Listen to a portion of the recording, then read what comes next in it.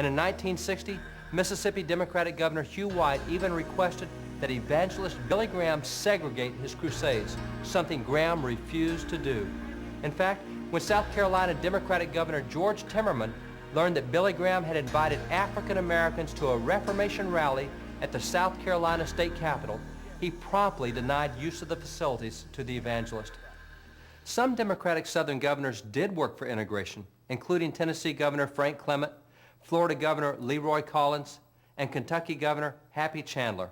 But these tended to be the exceptions among Southern Democratic governors rather than the rule, and their admirable behavior was clearly overshadowed by the negative behavior of the others. Democratic leaders long stood in the doorways of schoolhouses and told black children, "We don't want you in here to get the good education that our children are getting."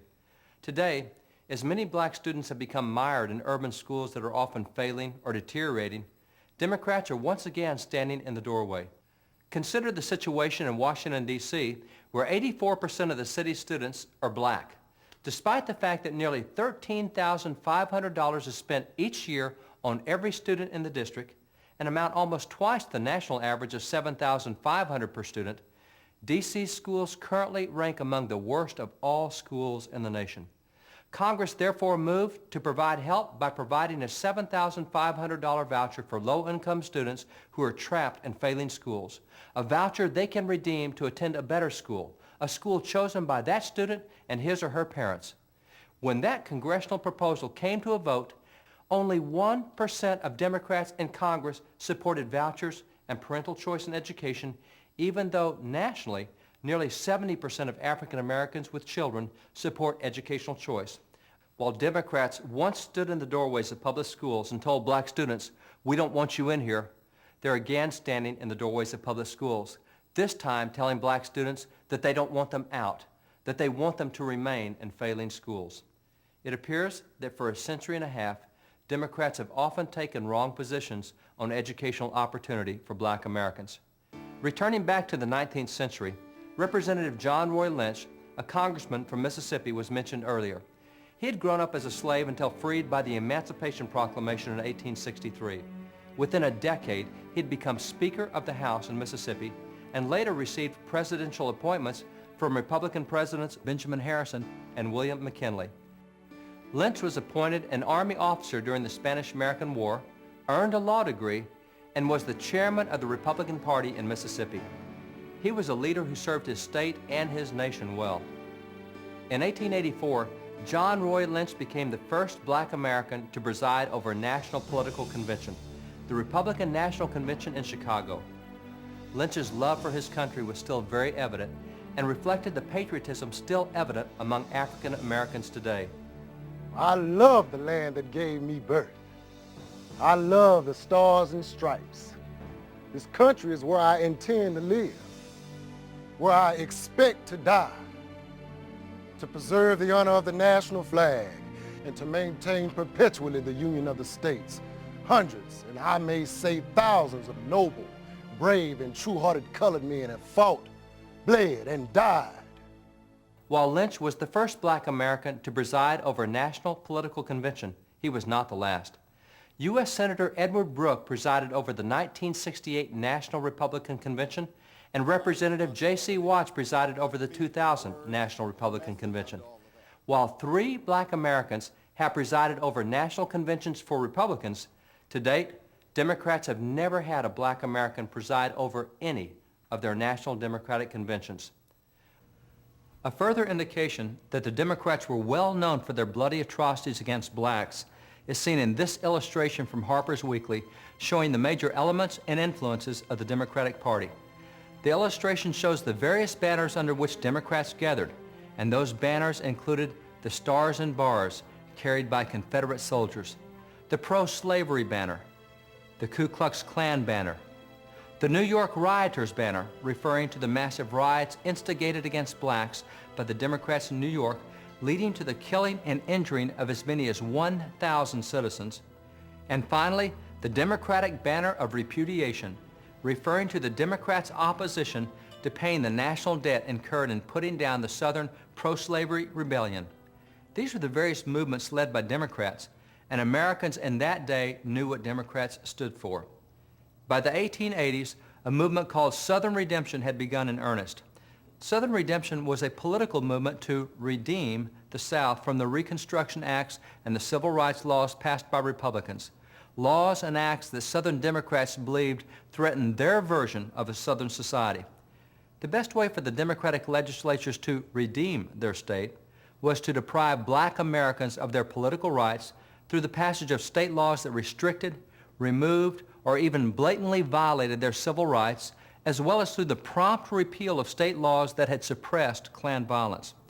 Representative John Roy Lynch, who not only had helped pass the original federal civil rights laws, but who also witnessed their subsequent violation at the state level throughout the period of Southern Redemption, accurately noted, "The opposition to civil rights in the South is confined almost exclusively to states under Democratic control." Democrats understood how important it was to their survival to prevent blacks from voting. In fact, this illustration from that period shows an allegory of the Bible story of Samson, who lost his strength when his hair was cut.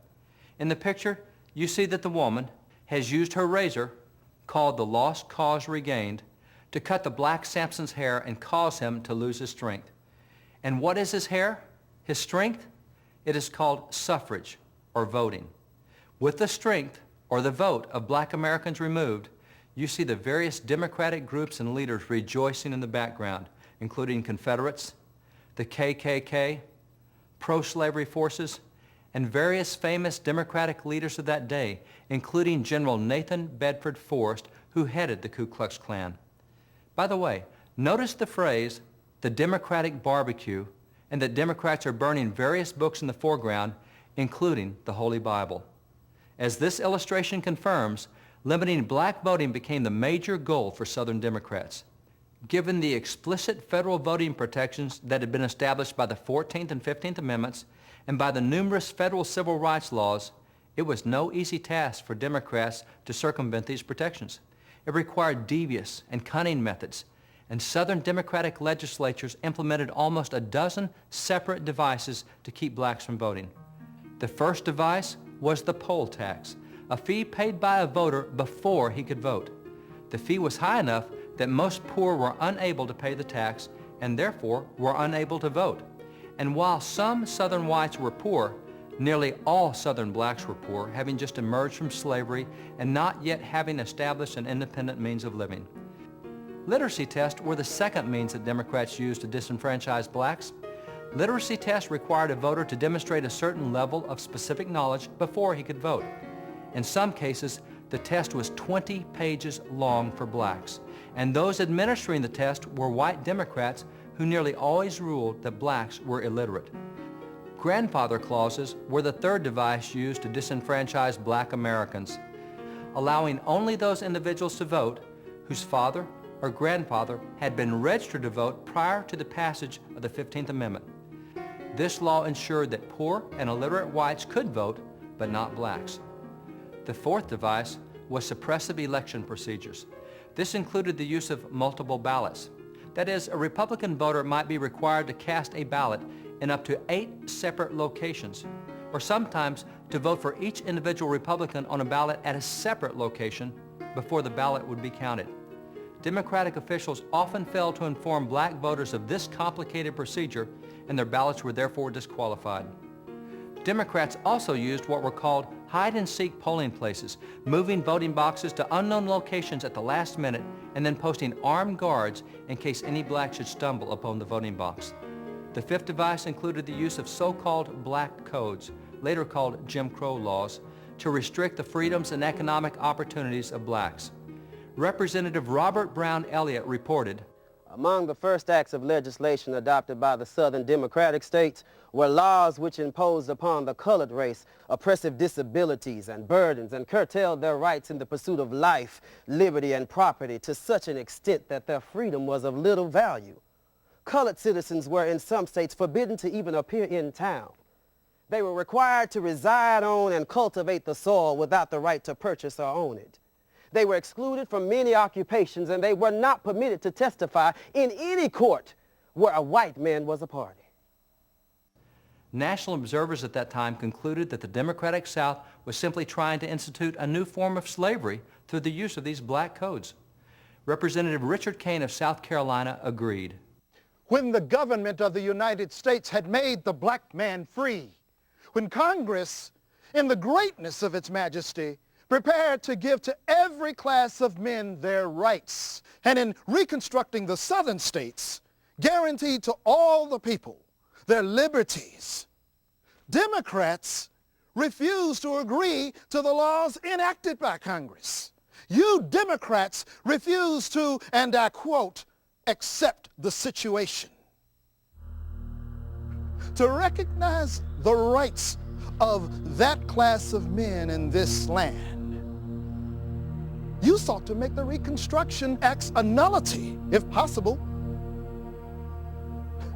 You sought to re-enslave the black man by every means in your power. Southern Democrats went well beyond black codes, however, and also imposed forced segregation. Those Democratic pro-segregation state laws replaced the anti-segregation federal laws passed by Republicans in 1875, and regrettably, those state laws became the legal standard for the next 75 years. The sixth device to disenfranchise black voters was bizarre gerrymandering. Once Democrats regained state legislatures, they began to redraw election lines to make it impossible for Republicans to be elected, thereby preventing blacks from being elected. For example, after Reconstruction, Democrats regained the legislature and began to redraw voting lines so that when the last African American left the Texas State House in 1897, not another one was elected, either as a Republican or a Democrat, for the next 70 years until federal courts struck down the way Texas Democrats drew voting lines. This pattern was typical in other southern states as well. The seventh device used to disenfranchise black voters was that of white-only primaries. When the U.S. Supreme Court finally struck down the state law in 1927, the Democratic Party simply enacted internal Democratic Party policies to prevent blacks from voting in Democratic primaries. In 1935, the Supreme Court upheld this Democratic Party policy of white-only primaries, but in 1944 the court reversed itself and finally struck them down. The eighth device used by Democrats to disenfranchise black Americans was that of physical intimidation and violence. Obviously, the Ku Klux Klan was a leader in this form of violent voter intimidation. As confirmed by Representative James T. Rapier of Alabama, Democrats were hunting me down like the partridge on the mount, night and day with their Ku Klux Klan, simply because I was a Republican and refused to bow at the feet of their Baal. the ninth device used by Democrats to disenfranchise black voters was the revision of state constitutions to negate many of the rights that had been gained. Other devices employed by Democrats to keep blacks from voting included property ownership requirements. Democrats also used restrictive eligibility requirements, such as residing in a state 2 years before voting, or the paying of excessive annual voter registration fees, fees not struck down by the courts until 1971. Democrats utilized nearly a dozen devices to keep black Americans from voting, something that would have come as no surprise to the earliest African American civil rights leaders. For example, Representative Joseph Hayne Rainey had earlier declared, You cannot expect the Negro to rise while the Democrats are trampling upon him and his rights. We ask you, sir, to do by the Negro as you ought to do by him in justice. If the Democrats are such staunch friends of the Negro, why is it that when new propositions are offered here and elsewhere, looking into the elevation of the colored race and the extension of right and justice to them, why do the Democrats array themselves in unbroken ranks and vote against every such measure? the unrelenting Democratic efforts to suppress black voting were successful. For example, in Mississippi in 1892, there were almost 70,000 more blacks than whites in the state. Yet white voters outnumbered black voters by a margin of 8-1. And in Birmingham, of the 18,000 blacks who lived in that city at the turn of the century, only 30 were eligible to vote. In Texas, the number of black voters fell from 100,000 to only 5,000. the number of black voters in Alabama and Florida was reduced by nearly 90%. And by the 1940s, only 5% of blacks in the South were registered to vote. In fact, in 1965 in Selma, Alabama, a city with more black residents than white residents, the voting rolls were 99% white and only 1% black. Clearly, Democratic voter suppression efforts had been successful. Returning to the 1800s, recall that Democrats regained partial control of Congress in 1876. That partial control continued for the next 16 years until 1893, when Democrat Grover Cleveland was elected as president and Democrats gained control of both the House and the Senate. For the first time since Abraham Lincoln, the Democrats had full control of the lawmaking process. Given their new powers, what did Democrats do to assist civil rights? Nothing. Not a single civil rights law was passed by Democrats during that time. In fact, the Democrats immediately passed laws repealing civil rights laws that had not yet been struck down by the Supreme Court. Specifically, Democrats repealed the laws protecting black voting rights as well as those punishing Klan violence. By 1900, Democrats actually began actively to seek the repeal of the 14th and 15th Amendments. In 1901, at the same time that Democrats were seeking to roll back the civil rights amendments to the Constitution, Republican President Teddy Roosevelt raised the ire of many Democrats by inviting Booker T. Washington to the White House. And Washington became the first African American to dine with the president at the White House.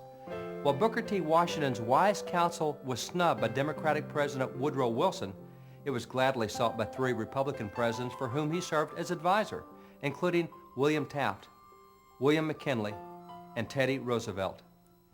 In 1915, the pro-Klan movie, Birth of a Nation, was released. It became a recruiting tool to help the Klan reach its peak membership of almost 2 million. That film incorporated material from Democrat Woodrow Wilson's History of the American People, including Wilson's latent support for the Klan and its abominable practice of Southern redemption. President Woodrow Wilson even showed this racist Klan recruiting film at the White House, the first film ever shown at the White House.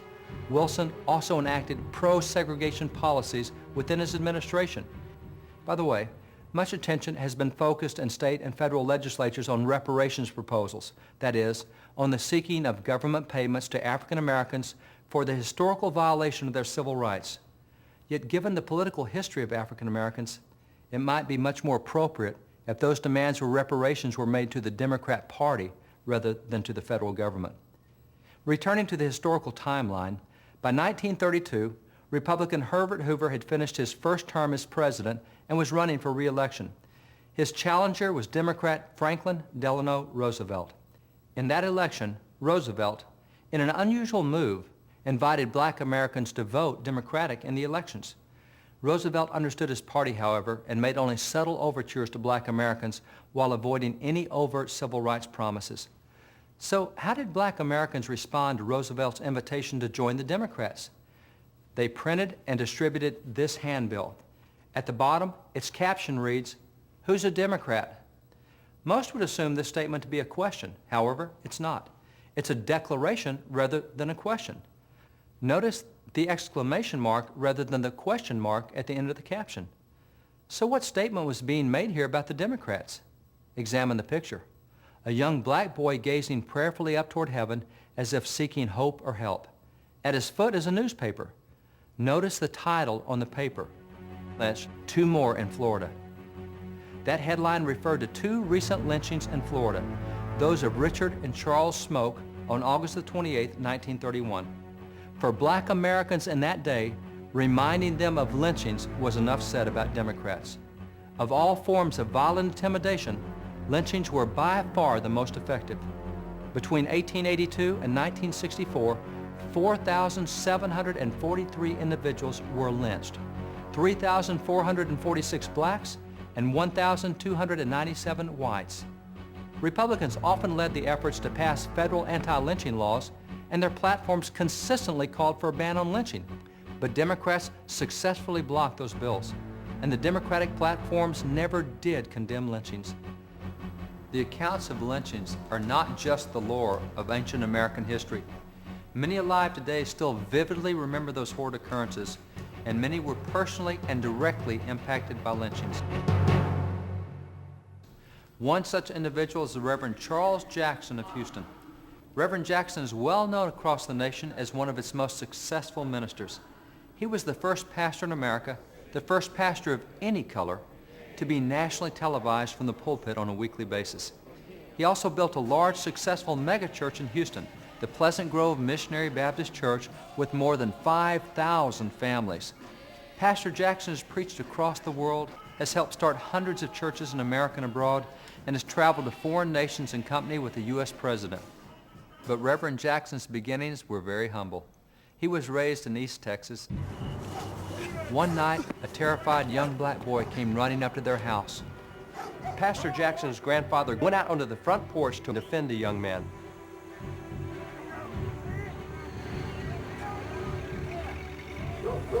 What's going on, son? They after me. They gonna string me up, that's what they gonna do. Simmer down, simmer down. You can get on in here. Come on. Look, Give me a they piece of coming this rowdy now. bar. I can't stay here with you. Let's see who get a face full of buckshot. No, I can't put you through this. Look, they'll kill me, and they'll burn your house down and everybody in it. I gotta go. Son, come back.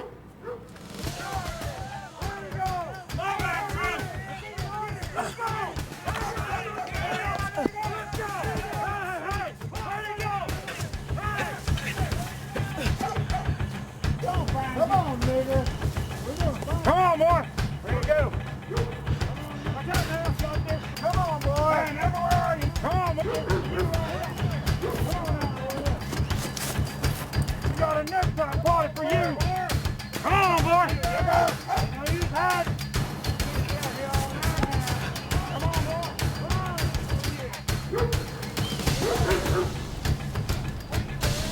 Well, looky here what I got. Look at this, boy. Take a look at that. I got it. I got you. Hey, be still, boy. Be still.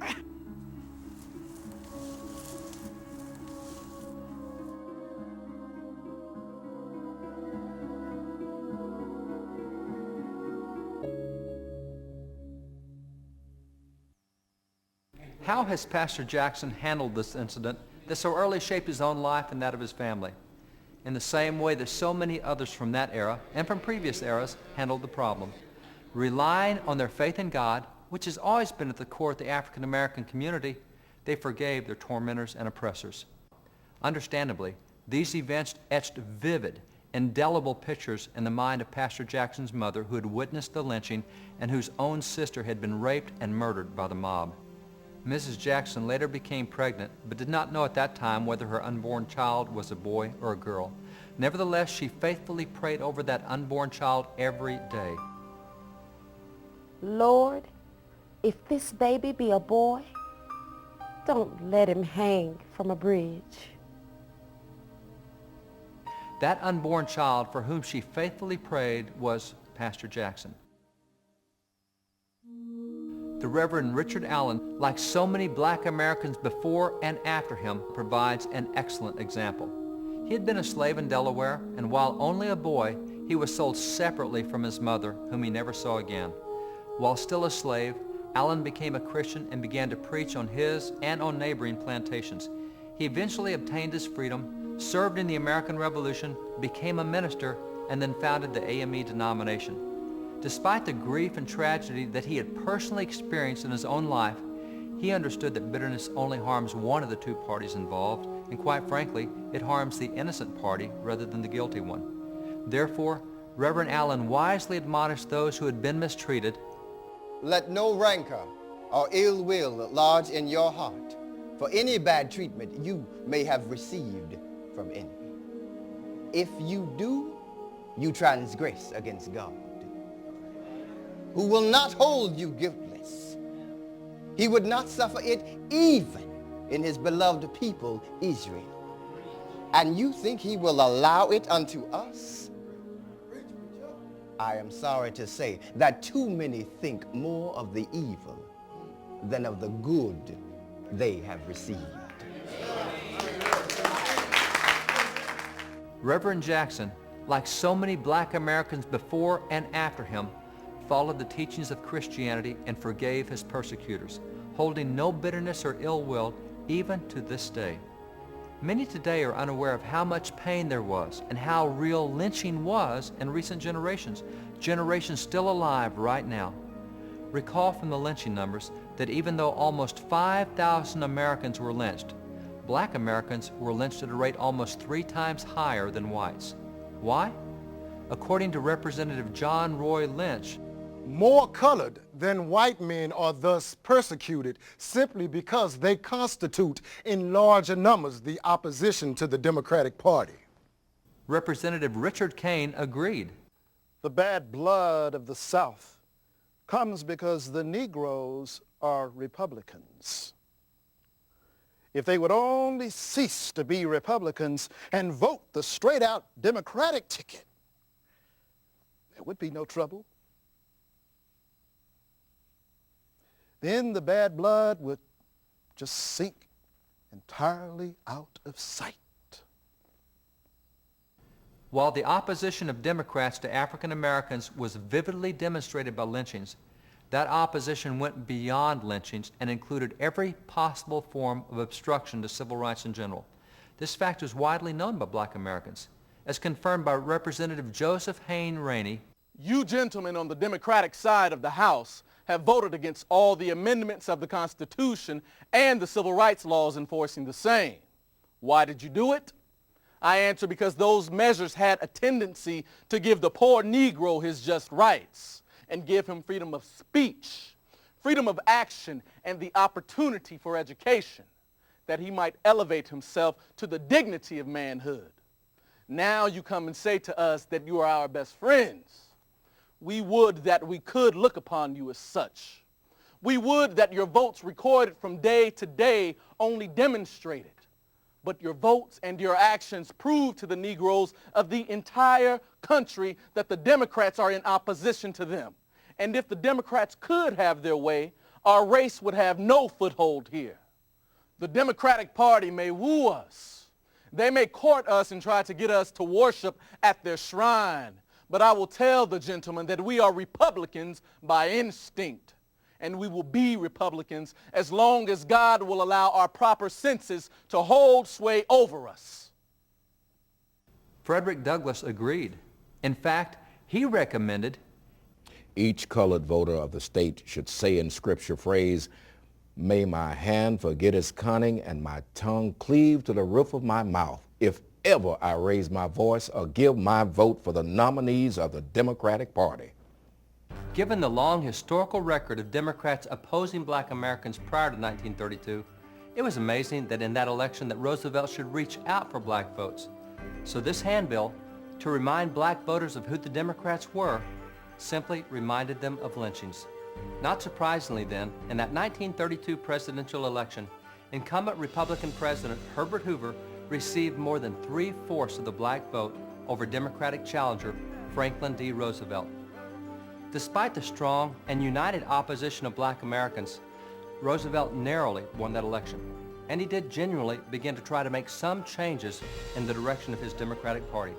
And it was under Roosevelt that Democrats, for the very first time, placed language in their platform calling for an end to racial discrimination.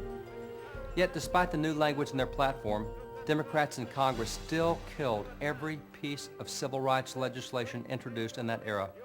A Democratic leader much more courageous than Franklin Roosevelt was President Harry S. Truman, perhaps the first national Democratic leader vigorously to advocate for strong civil rights protections.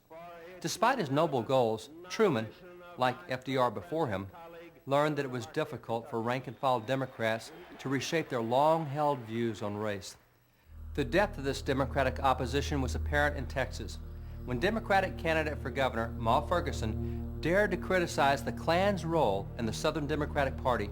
She was directly opposed in the Democratic primary with a Klan candidate, thus costing her the widespread cohesive support of the Texas Democratic Party. In fact, a number of Klansmen ran on the various Democratic tickets in that era and were elected. Despite the existence of the Klan and other racist groups within the Democratic Party, Truman worked boldly and openly to change his party. In 1946, he became the first modern president to institute a comprehensive review of race relations, and he introduced an aggressive 10-point civil rights legislative package that included an anti-lynching law, a ban on the poll tax, and desegregation of the military. But Democrats, again, killed all of his proposals, including his proposed Civil Rights Commission. The president following Democrat Harry Truman was World War II hero Republican Dwight D. Eisenhower, elected in 1952. Eisenhower was well aware of the Southern Democratic congressional commitment to racial segregation. Understanding that it would be difficult to make substantial changes in law and that the progress would be slow at best, Eisenhower determined to eliminate racial discrimination in all areas under his authority. He therefore issued executive orders halting segregation in the District of Columbia, the military, and federal agencies. Furthermore, he was the first president to appoint a black American, Frederick Morrill, to an executive position on the White House staff. And although he also proposed a vigorous civil rights legislative protection plan for blacks in the Southern Democratic states, Democrats in Congress were able to prevent any legislative progress. Given his pro-civil rights record, it is not surprising that in his 1956 re-election, Eisenhower, like Republican presidents before him, received significant support from black voters. After his re-election, Eisenhower continued his civil rights efforts. In 1957, he proposed a bold civil rights bill to increase black voting rights and protections, proposals promptly blocked by Democratic Senator James Eastland of Mississippi, the chairman of the Senate Judiciary Committee. In fact, Eastland is credited with killing every civil rights bill that came before his committee in the 1950s, and his committee was literally known as the burial ground for civil rights legislation in the U.S. Senate. The stiff Democratic opposition in the Senate resulted in a very watered-down version of Eisenhower's original bill. Yet despite the fact that the bill was much weaker than introduced, Eisenhower did succeed in creating a civil rights division within the U.S. Justice Department, as had earlier been proposed by his predecessor, President Truman. This division subsequently played a prominent role in helping secure civil rights in the South during the 1960s and 1970s.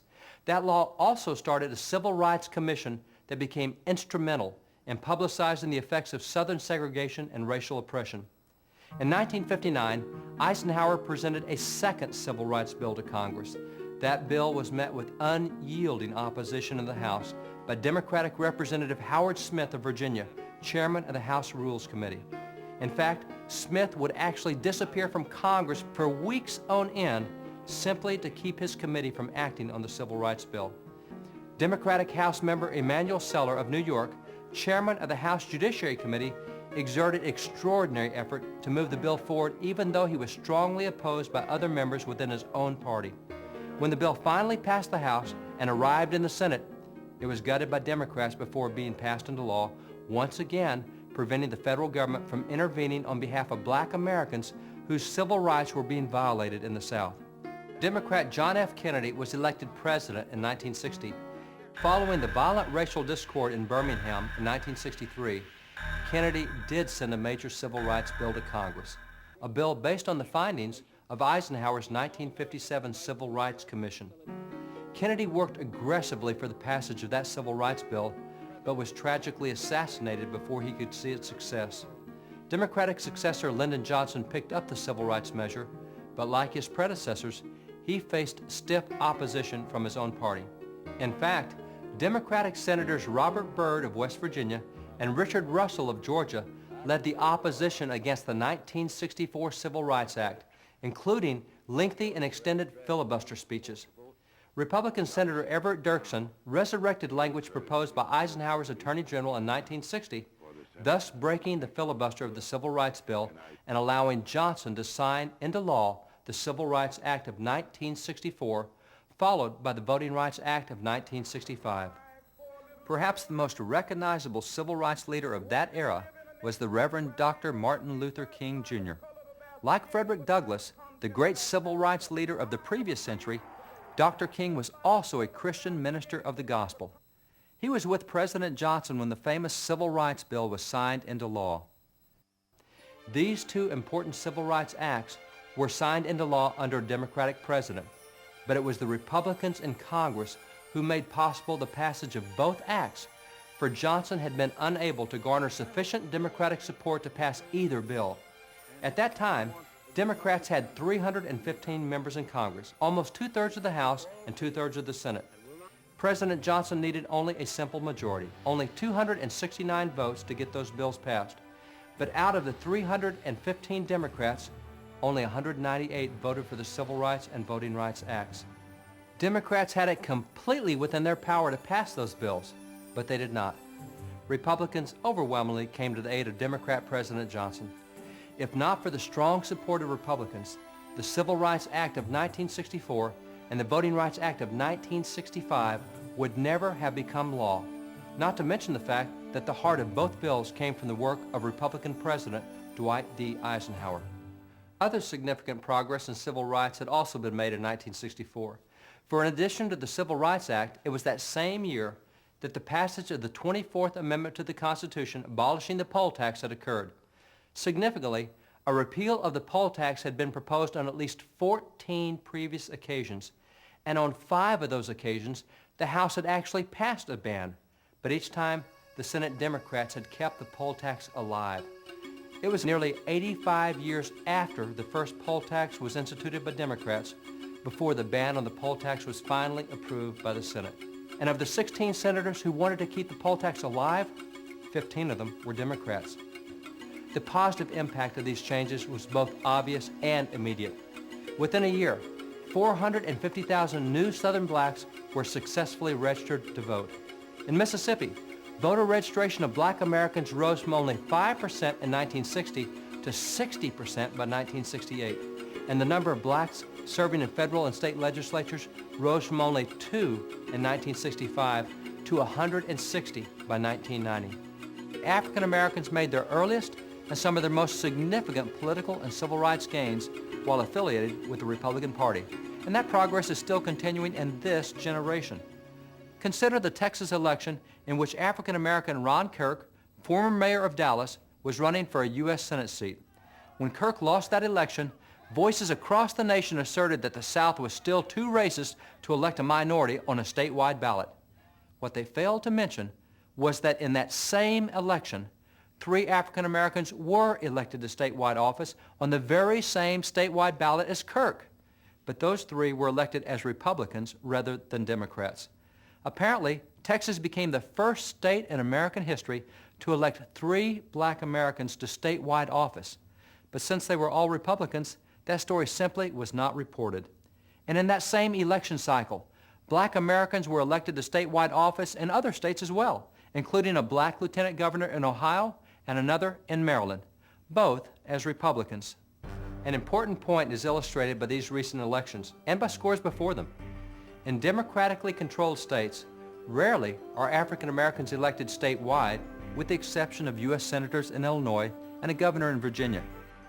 And most African American Democratic members of Congress usually are elected only from minority districts.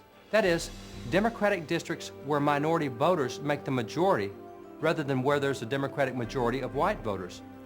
On the other hand, African American Republicans are usually elected statewide in Republican states or in congressional districts with large white majorities, such as when J.C. Watts was elected to Congress as a Republican in a district with only 9% African American voters.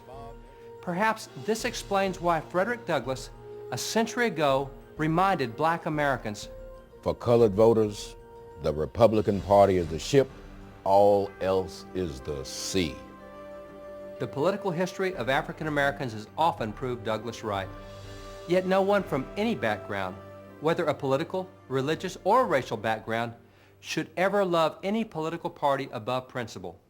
Although history is clear that there have been major differences in how political parties treated black Americans, neither party is completely blameless in all of its actions, nor have all the leaders in a party always been good or always been bad. Understanding this truth, Representative Robert Brown Elliott, even though he was a strong Republican leader in his day, wisely advised, I am a slave to principles. I call no political party master. I have ever most sincerely embraced the democratic and representative ideal, not indeed as represented or professed by any political party, but by its true significance, as transfigured in the Declaration of Independence and in the injunctions of Christianity. Elliott's admonition is wise. align with political candidates that conform to what he called the injunctions of Christianity. Republican Frederick Douglass, who served as a minister of the gospel, had agreed, declaring, I have one great political idea. That idea is an old one, is widely and generally assented to. Nevertheless, is very generally trampled upon and disregarded. The best expression of it I found in the Bible. It is in substance, righteousness exalteth a nation. Sin is a reproach to any people. Proverbs 14:34. Now this constitutes my politics, the negative and positive of my politics, and the whole of my politics. I feel it my duty to do all in my power to infuse this idea into the public mind that it may be practiced. Douglass was right. As citizens, we must vote righteously. And by the way, this first assumes that we are voting. This responsibility to vote and to vote righteously has been made clear from generation to generation. One such voice heralding this responsibility was that of Charles Finney. Finney was a famous American revivalist, a leader in the American revival movement called the Second Great Awakening. He was also the president of a college that even decades before the Civil War admitted both black and white students as equals. In fact, the students from the college where Reverend Finney was president not only became some of the most active conductors of the Underground Railroad, but also started several of America's black colleges and universities. Reverend Finney wisely admonished, the time has come that Christians must vote for honest men and take consistent ground in politics. Christians have been exceedingly guilty in this manner, but the time has come when they must act differently. Christians seem to act as if they think God does not see what they do in politics, but I tell you, he does see it, and he will bless or curse this nation according to the course Christians take in politics. So when voting, no vote should be cast solely on the basis of any party. The values of each individual candidate must be examined using the standard of biblical righteousness cited by Frederick Douglass, the principles of Christianity as cited by Robert Brown Elliott, and an awareness that voters will answer to God for their vote as pointed out by the Reverend Charles Finney. An illustration of this important principle is seen in the life of Dr. Benjamin Rush, a signer of the Declaration who worked with the Reverend Richard Allen to found the AME Church. Dr. Rush served in the presidential administrations of 3 different presidents, each of whom was from a different political party. How could he do this? What was his own party affiliation? He once explained, I have been alternately called an aristocrat and a Democrat. I am neither. I am a Christocrat. I believe all power will always fail at producing order and happiness in the hands of man. He alone who created and redeemed man is qualified to govern him. Very simply, Benjamin Rush didn't care what a party called itself. When he found someone who stood for God's principles, he would stand with him, no matter the party. The love of correct principles, and not the love of a party, must be the key to our political involvement. What legacy of faith and politics will we leave for the next generation? Obviously, the choice is ours. But having this choice, we should heed the warning delivered to citizens in 1803 by the Reverend Matthias Burnett. Consider well the important trust which God has put in your hands. To God and posterity, you are accountable for your rights and your rulers. Let not your children have reason to curse you for giving up those rights and prostrating those institutions which your fathers have delivered to you. Leaders for generations have wisely recognized that the quality of our government depends more upon the quality and character of our leaders than upon any other factor. And they also understood that we were responsible for choosing leaders of character and righteousness, just as Frederick Douglass reminded voters of this truth based on Proverbs 14:34, so too did the Reverend Francis Grimke. Francis Grimke was born to a slave mother in 1850 in South Carolina and served as a valet in the Confederate Army until emancipation. After the war, he attended Lincoln University, Howard University, and Princeton Theological Seminary, then became minister of the 15th Street Presbyterian Church in Washington, D.C., the same church earlier pastored by the Reverend Henry Highland Garnett. Grimke was also one of the forces behind the formation of the NAACP, and in a sermon delivered on Sunday, March the 7th, 1909, Reverend Grimke admonished his hearers on their civic responsibilities based on God's righteousness. The stars and stripes, the old flag, will float over all these states. Yes. If the time ever comes when we shall go to pieces, it will be from inward corruption. Amen. From the disregard of right principles, from losing sight of the fact that righteousness exalteth a nation, yes. But that sin is a reproach to any people. Amen. The secession of the southern states in 1860 was a small matter with the secession of the Union itself from the great principles enunciated in the Declaration of Independence, yes. Yes. In the Golden Rule, yes. In the Ten Commandments, yes. Come on, preacher. In the Sermon on the Mount. That's it. That's it. That's unless we hold firmly to these great fundamental principles of righteousness, yes. Our union will only be a covenant with death and an agreement with hell. Yes. Amen. If it continues to exist, it will be a curse and not a blessing. My Lord.